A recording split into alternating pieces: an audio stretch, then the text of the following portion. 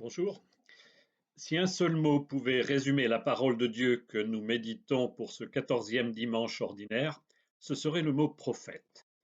Un prophète, ce n'est pas un personnage qui saurait prédire l'avenir.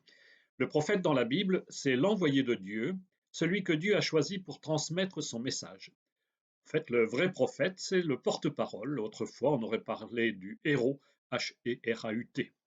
La première lecture ouvre le regard en nous donnant d'écouter comment et pourquoi Dieu a appelé le prophète Ézéchiel en des temps troublés.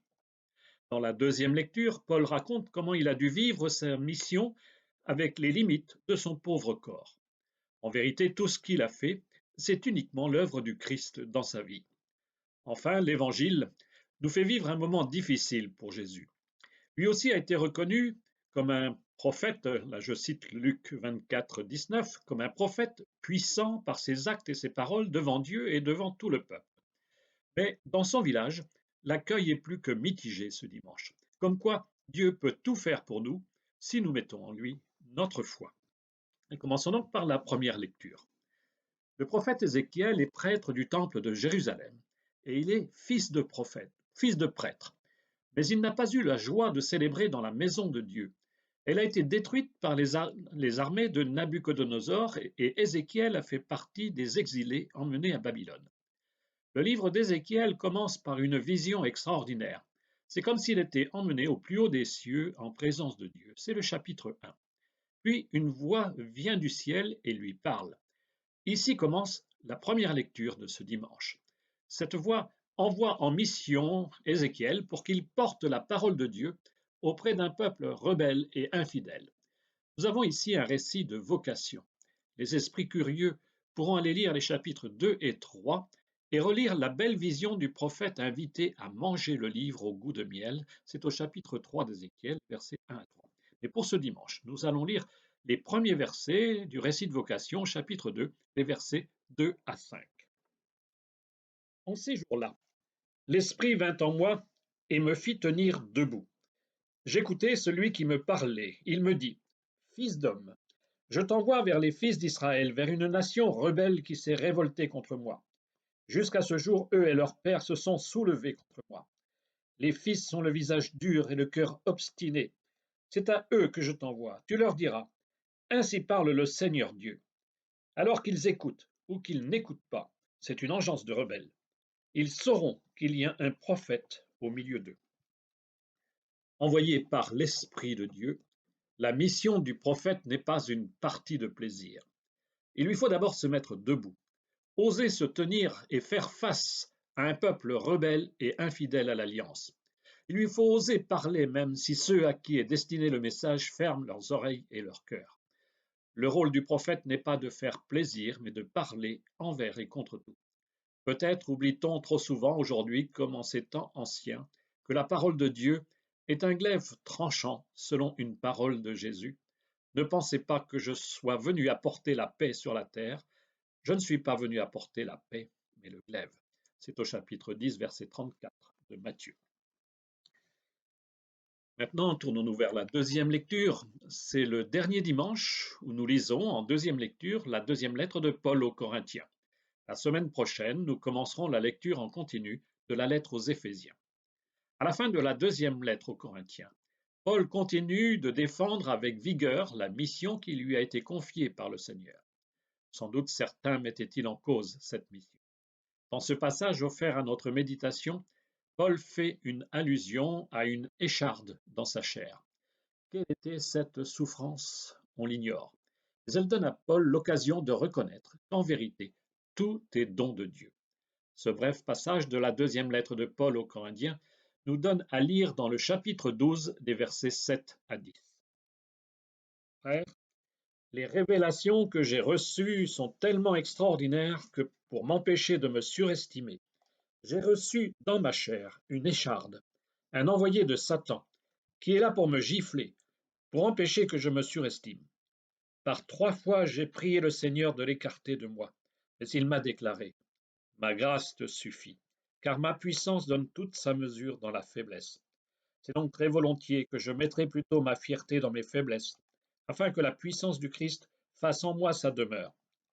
C'est pourquoi j'accepte de grand cœur pour le Christ les faiblesses, les insultes, les contraintes, les persécutions et les situations angoissantes.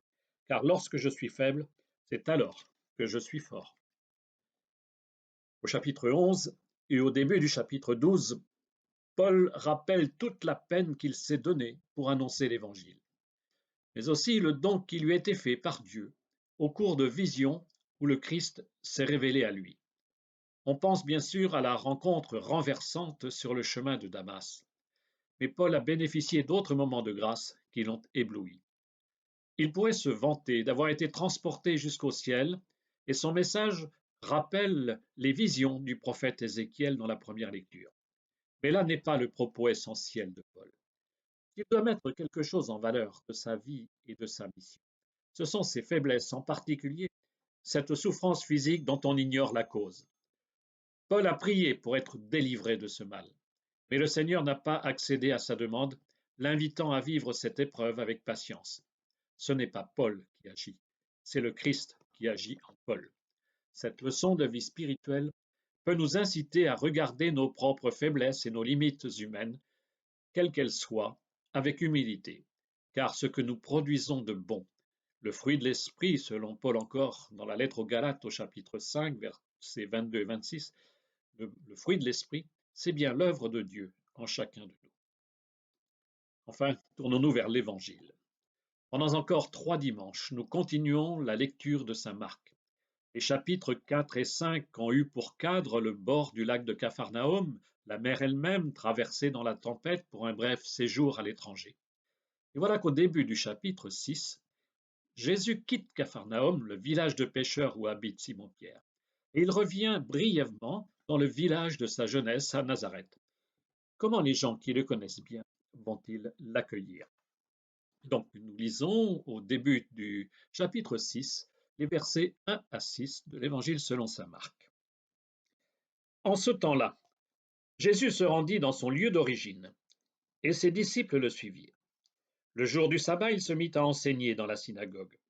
De nombreux auditeurs, frappés d'étonnement, disaient: D'où cela lui vient-il? Quelle est cette sagesse qui lui a été donnée, et ces grands miracles qui se réalisent par ses mains? N'est-il pas le charpentier, le fils de Marie, le frère de Jacques, de José, de Jude et de Simon? Tes sœurs ne sont-elles pas ici chez nous? Et ils étaient profondément choqués à son sujet. Jésus leur disait: Un prophète n'est méprisé que dans son pays, sa parenté et sa maison. Et là, il ne pouvait accomplir aucun miracle. Il guérit seulement quelques malades en leur imposant les mains. Et il s'étonna de leur manque de foi. Alors Jésus parcourait les villages d'alentour en enseignant. Depuis son baptême par Jean et le début de sa mission en Galilée, Jésus s'est installé à Capharnaüm, au bord du lac. Il n'a pas encore remis les pieds à Nazareth, le village de son enfance, et le voilà qui revient chez lui, là où demeure sa famille et les gens qui l'ont connu pendant toutes ces années de vie cachée à Nazareth. La renommée de Jésus, son enseignement et surtout ses miracles l'a précédé. Les gens sont curieux de le voir revenir chez eux. Au passage, Marc en profite pour nous donner quelques indications sur cette vie à Nazareth. Jésus y exerçait le métier de charpentier, mais la réalité de cette profession à l'époque est plus large que le seul travail du bois. En fait, Jésus construisait des maisons. C'était un bâtisseur. Comme Pierre est devenu pêcheur d'hommes, Jésus n'est-il pas le bâtisseur d'un nouveau temple? N'est-ce pas ce qu'il fait ce jour de Shabbat, en enseignant dans la synagogue de Nazareth?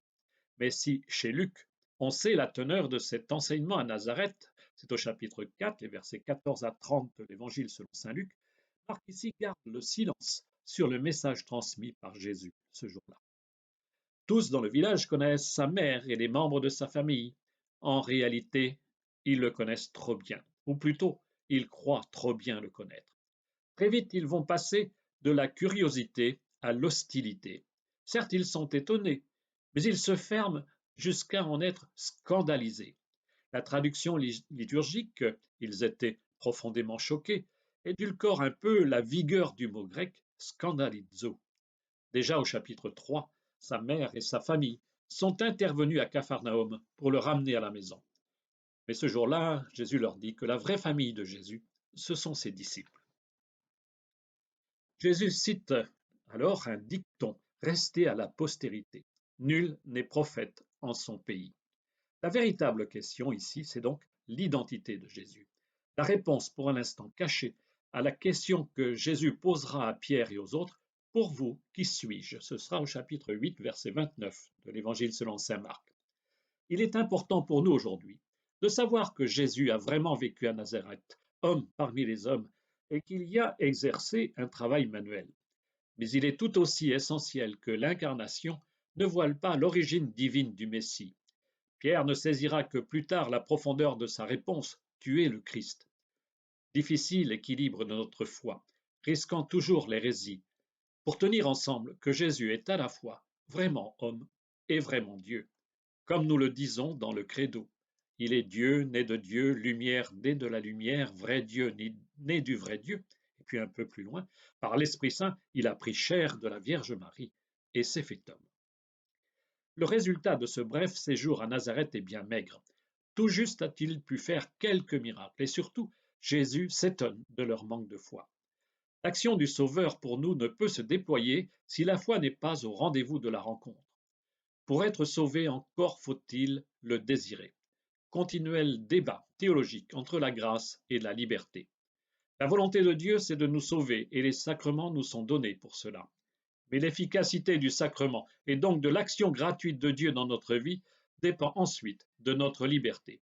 Dieu peut tout si nous l'accueillons.